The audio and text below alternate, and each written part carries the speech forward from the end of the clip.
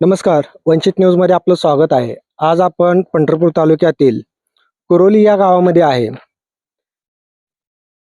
पिराची कुरोली या ठिकाणी आहोत. या ठिकाणी आपल्यासोबत भिकू नरहरे लामकाणे व त्यांचे चिरंजीव हे आपल्यासोबत आहेत. आपण ज्या ठिकाणी उभा राहिलोय, माझ्या पाठीमागे तुम्हाला दिसत असेल हा पत्र्याचा शेड आहे. खाली त्याच्यानंतर इथं ऊस लावण्यात आलेला आहे. विषय असा आहे की हा सामायिक रस्ता आहे. सामायिक रस्त्यामध्ये त्यांनी जे काही संबंधित काळे असतील, त्याच्यानंतर अविनाश मधुकर काळे असतील, विष्णू लामकाणे असतील किंवा संजय काळे असतील, यांनी जाणीवपूर्वक या गरीब शेतकऱ्यांना त्रास देण्यासाठी हा रस्ता जो आहे हा मोडून इथे स्वतःची वहिवाट घातलेली आहे.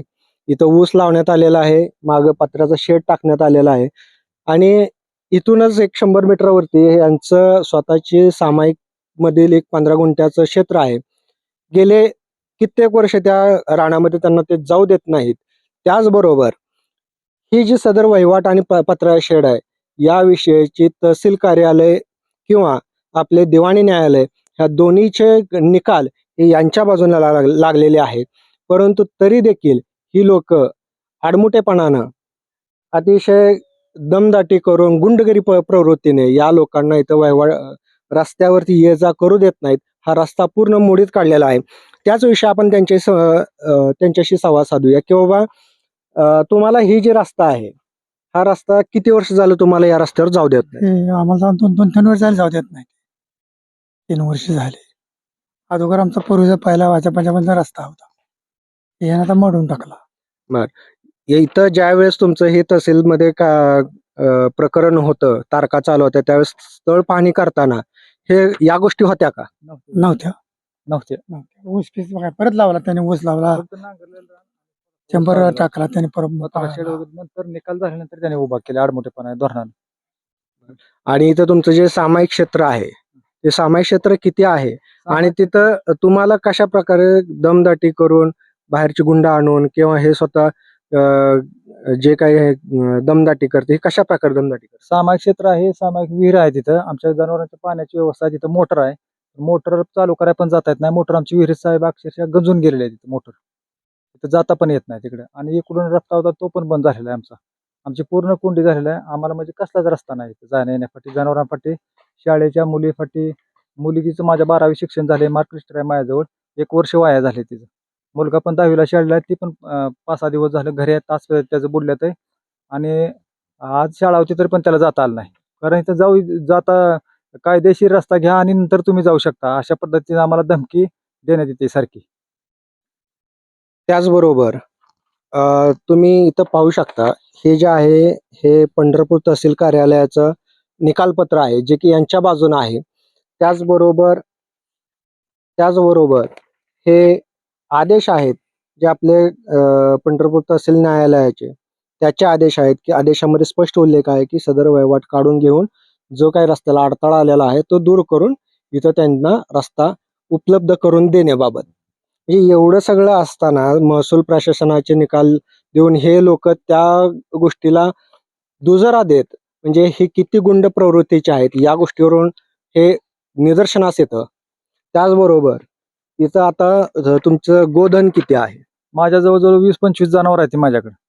मी पाणी आणून अक्षरशः पाणी खांद्यावर आणतोय, वैरण खांद्यावर आणतोय. माझी म्हणजे पूर्ण कोंडीच्या रस्त्याची केल्यामुळं माझं अक्षरशः थकवा आल्यामुळं मला म्हणजे समजत सुद्धा नाही, असं म्हणजे बेभान झाल्यावर झालं इतकं. म्हणजे त्या जनावरांची सोय करता करता माझं ही झालेलं आहे. मी जनावरं अक्षरशः नेऊन रस्त्यावर बांधलेली आहे तिथं. तिथं पाण्याची सोय नाही, तिथं जनावर ह्याची सोय नाही, बसण्याची सोय नाही, तिथं कशाची सोय नाही. अक्षरशः जनावरांना असं भयंकर त्रास झालेला आहे तिथं जनावरांना. मुक्या जनावरांचं मला सुद्धा अक्षरशः हे बघवत नाही, पण त्यांना इथं तर वैरणच आणता येत नाही मला अक्षरशः कुठनं. मग तिथं रोडला कशी तरी वैरण तर उपलब्ध करेन किंवा काय तर अशा विषयानं तिथे केलंय. ते म्हणजे पर्यायच नाही मला तिथं जनावराशिवाय, रस्त्याशिवाय. ठीक आहे. त्याचबरोबर प्रशासनाकडून आणि शासनाकडून तुमची काय मागणी आहे या संदर्भात? आम्हाला रस्त्याचीच मागणी आहे.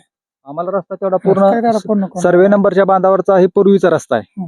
अखंड सर्वे नंबरच्या बांधावरचा रस्ता आम्हाला खुला करून मिळावा ही शासनाला आमची नम्रतेची विनंती आहे. कारण आमचं पूर्ण कुटुंबाचं सगळं येणं जाणं, संसार, सगळं शाळा, मुलं, दवा पाणी आहे, वडील वृद्ध आहेत, जनावर आहेत, त्यामुळे आमचं सगळं बंदच पडलेलं आहे. आमची तात्काळ दखल घेऊन आमचा हा प्रश्न तात्काळ प्रलंबित करा होता. आता सध्या जर साहेब, आता तुम्ही बघितलंच, आम्ही आता तिकडे गेलो तर त्यांच्या बाया माणसं आमच्या अंगावर येते ती, त्याच्यामुळे आम्ही भीतोय. आणि आम्हाला 2-3 वेळा मारहाण पण केलेलं आहे. काय 2-4 वेळा मारहाण केलेलं आहे, त्याचं 80 नोंदवलेले पण माझ्याकडे आहेत. इथं तुम्हाला दाखवायचं म्हणलं तर दाखवू शकतो, इथं पण तुम्हाला दाखवू शकतो. अधिकाऱ्याने जर तिथं मला दाखवा म्हणलं तर त्यांना पण मी दाखवू शकतो. जवळजवळ 5-6 तक्रारी मी त्यांच्यावर केलेल्या आहेत. तर हा जो प्रकार आहे, हा महसूलचा प्रकार आहे. महसूलच्या प्रकरणातून पुढं किती घातपात झालेले आहेत, किती खून झालेले आहेत, हे आज अख्ख्या महाराष्ट्राला माहीत आहे.